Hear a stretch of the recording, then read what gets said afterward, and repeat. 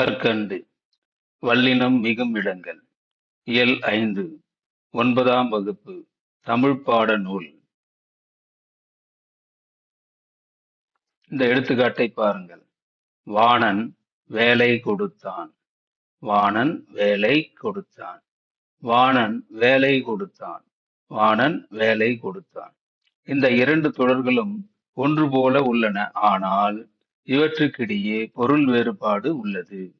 இதை அறிய வேண்டும் என்றால் வல்லினம் மிகுமிடங்கள் பற்றியும் மிகா இடங்கள் பற்றியும் நாம் தெரிந்து கொள்ள வேண்டும். முதல் தொடரில் வேலை கொடுத்தான் என்று வரும்போது இக் என்பது மிகுந்து வருகிறது. அதனால் அது முருகன் கையில் உள்ள வேலை கொடுத்தான் என்னும் பொருளை தருகிறது. இங்கே இக்கு மிகுந்து வருவதால் வேலை கையில் கொடுத்தான் என்ற பொருளை தருகிறது. இரண்டாவது தொடரில் வரும் வேலை கொடுத்தான் என்பதில் இக் மிகாமல் வருவதால் அது வேலையை செய்கின்ற வேலையை பணியை கொடுத்தான் என்னும் பொருளை தருகிறது. எனவே இந்த தொடர்கள் வல்லின எழுத்து மிகுந்து வரும்போது ஒரு பொருளையும் வல்லின எழுத்து மிகுந்து வராத போது வேறொரு பொருளையும் தருவதை இங்கு நாம் கவனிக்கலாம். வல்லினம் மிகுதல் என்றால் என்ன? இந்த எடுத்துக்காட்டை பாருங்கள். வீட்டை கட்டினான். வீட்டை கட்டினான். வீடு கூட்டல் ஐ இரண்டாம் வேற்றுமை உறுப்பு இங்கு வந்துள்ளது. அதனால் அது வீட்டை என்று வருகிறது. வீட்டை கட்டினான். வீட்டை என்பது நிலைமொழி, அதாவது இருக்கின்ற மொழி. கட்டினான் என்பது வருமொழி. அந்த மொழியோடு நிலைமொழியோடு வந்து சேரும் மொழி. அதனால் அது வருமொழி. எனவே வீட்டை என்பது நிலைமொழி, கட்டினான் என்பது வருமொழி. இவ்வாறு இரண்டு சொற்கள் இணையும் போது முதலில் வரும் சொல்லை நிலைமொழி என்றும் அதனுடன் சேர வரும் சொல்லை வருமொழி என்றும் அழைப்பார்கள். இதுதான் நிலைமொழி வருமொழி என்பதை நாம் அவசியம் இங்கே தெரிந்து கொள்ள வேண்டும். ஏனென்றால் இனி வரும் பாடப்பகுதிகளில் விளக்கும் போது இந்த நிலைமொழி வருமொழிகளை நாம் அடிக்கடி பயன்படுத்த வேண்டிய சூழல் ஏற்படும். வல்லினம் மிகும் முறை பற்றி பாருங்கள். இரண்டாம் வேற்றுமை வரும்போது வல்லினம் மிகுந்து வரும். அதன் அடிப்படையில இங்க பாருங்க, வீட்டை கட்டினான். வீட்டை கட்டினான். வீட்டை என்பது நிலைமொழி, கட்டினான் என்பது வருமொழி. வருமொழியினுடைய முதல் எழுத்தான ககரம் இங்கே வந்துள்ளது. அந்த ககரத்தின் மெய் எழுத்தான இக்கு இங்கு மிகுந்து வருவதை நாம் பார்க்கலாம். இதைத்தான் வல்லினம் மிகும் முறை என்று சொல்கிறார்கள். நிலைமொழியோடு வல்லினத்தை முதலில் உடைய சொல் வந்து சேரும்போது சில இடங்களில் அந்த வருமொழியினுடைய வல்லெழுத்து இக் என்ற அந்த வல்லெழுத்து மிகுந்து வரும். அதைத்தான் வல்லினம் மிகும் முறை என்று சொல்கிறார்கள். அடுத்து நாற்காலியை செய்தான். நாற்காலியை செய்தான். இங்கு செய்தான் என்று வருகிறது. வருமொழி செய்தான். அதனுடைய சகரம் ஈச் என்னும் மெய் எழுத்து இங்கே வந்திருப்பதை பார்க்கலாம். அடுத்து கதவை தட்டினான். கதவை தட்டினான். இங்கு தட்டினான் என்ற வருமொழியில் சகரம் வந்துள்ளது. ஈர்த் என்பது இங்கே வந்துள்ளது முதல் எழுத்தாக. அதனால அந்த ஈர்த் என்பது இங்கே மிகுந்து வருகிறது. நிலைமொழியின் இறுதியில் மிகுந்து வருகிறது என்று நாம் சொல்லலாம்.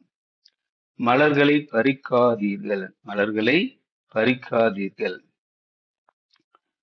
பறிக்காதீர்கள் என்பதில் முதல் எழுத்து பகரம்.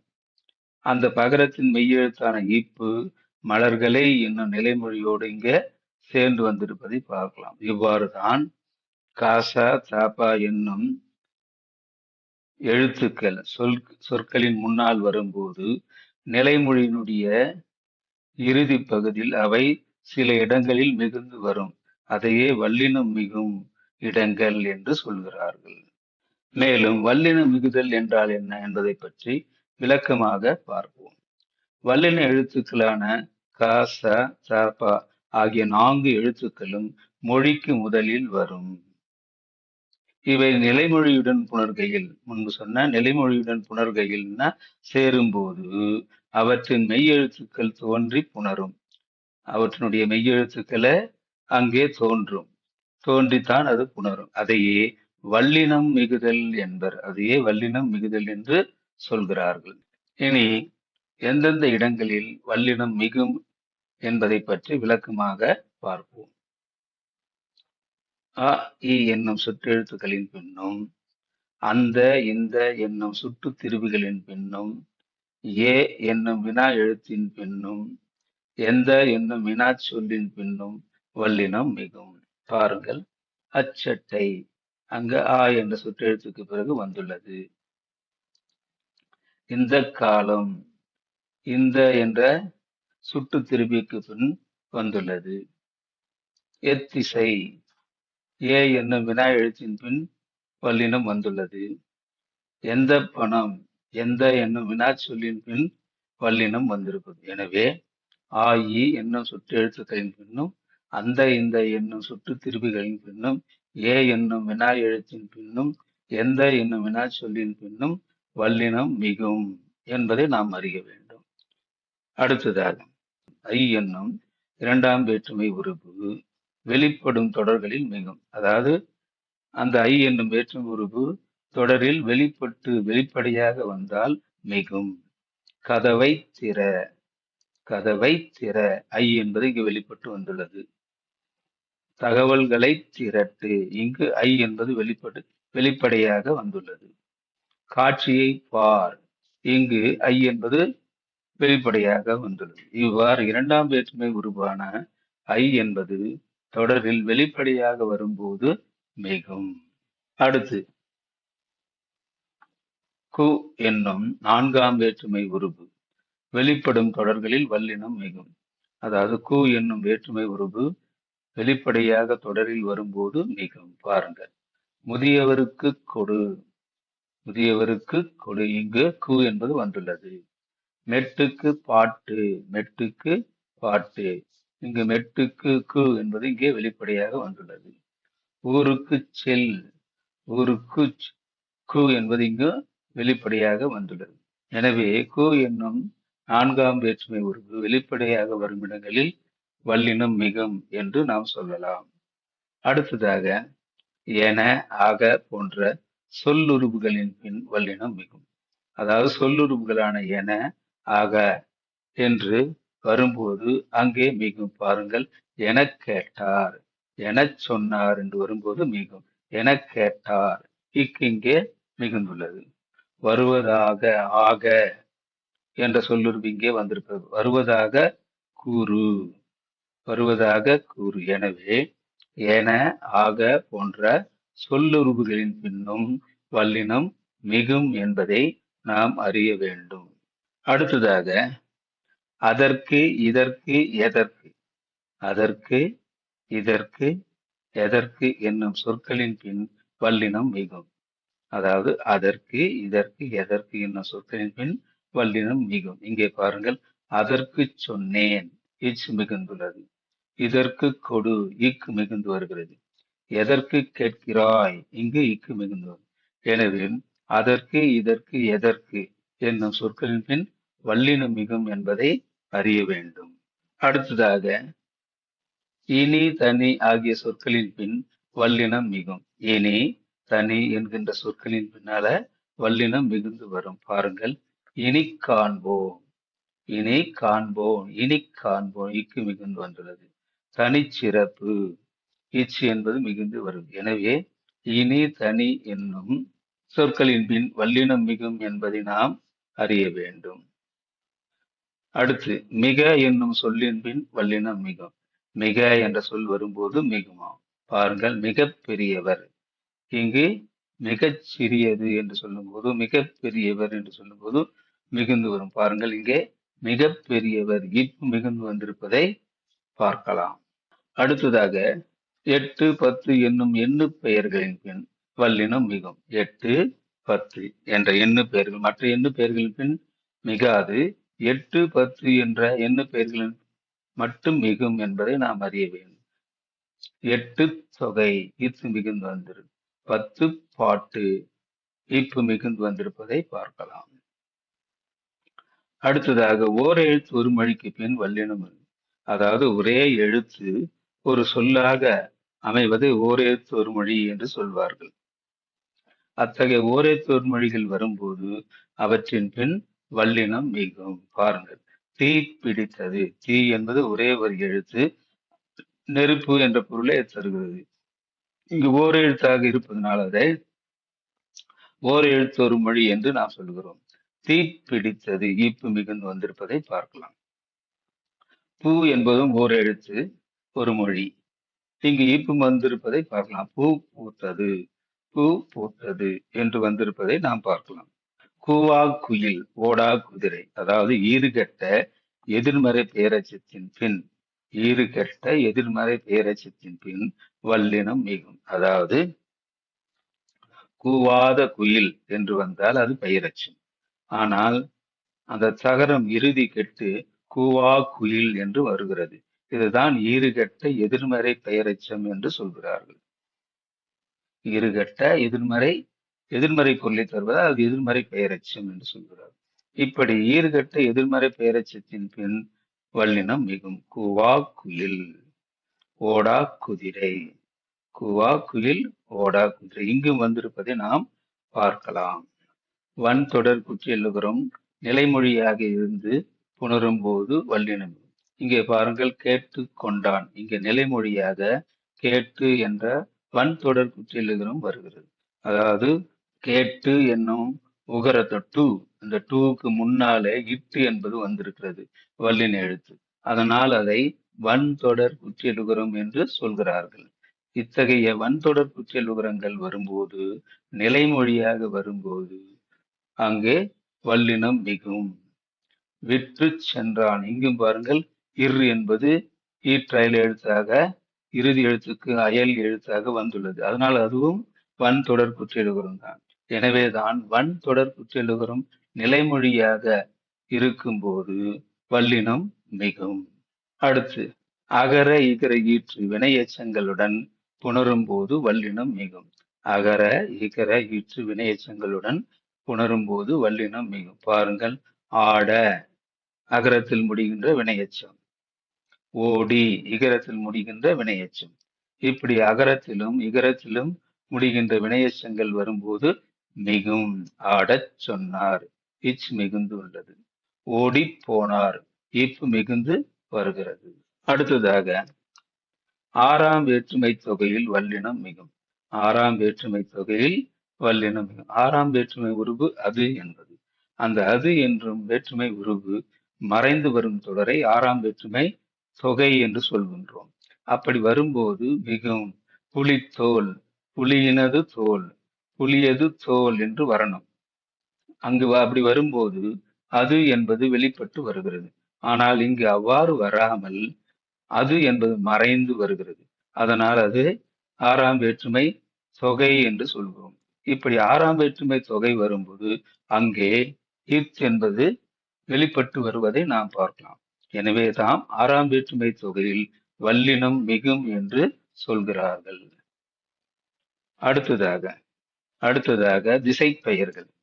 திசைப்பெயர்களில் திசையை சுற்றும் திசைப்பெயர்களின் பின் வல்லினம் மிகும். கிழக்கு திசைப்பெயர், வடக்கு திசைப்பெயர். இப்படி திசைப்பெயர்கள் வந்தால் அங்கு நிச்சயம் வல்லினம் மிகுந்து வரும். கிழக்கு பகுதி, வடக்கு பக்கம் என்று சொல்லும் போது இங்கே இப் என்பது மிகுந்து வந்திருப்பதை நாம் பார்க்கலாம். மேலும் இருபெயரொட்டு பண்பு தொகையில் வல்லினம் மிகும். அதாவது இரண்டு பெயர்கள் ஒன்றிணைந்து வருகின்ற பண்பு தொகை. முதலில் சிறப்பு பெயர், அதை அடுத்து பொது பெயரும் இணைந்து பண்பு தொகையில் வரும். அதைதான் இருபெயரொட்டு பண்பு தொகை என்று நாம் சொல்லுகிறோம். அப்படி வரும்போது வல்லினம் மிகும். பாருங்கள், மல்லிகை பூ. மல்லிகை என்பது சிறப்பு பெயர், இயற்பெயர், சிறப்பு பெயர் என்று நாம் சொல்கிறோம். சிறப்பாக அது மல்லிகை மட்டும் குறிப்பதனால. பூ என்பது பொது பெயர், அது எல்லா பூக்கும் பொதுவான ஒரு பெயர் சொல். அதனால் அதை பொது பெயர் என்று நாம் சொல்கிறோம். ஆனால் இங்கே அந்த இரண்டுமே இணைந்து பெயர் உருவாகிறது, மல்லிகை பூ என்று உருவாகிறது. அதைத்தான் இருபெயரொட்டு பண்பு தொகை என்று சொல்கிறார்கள்.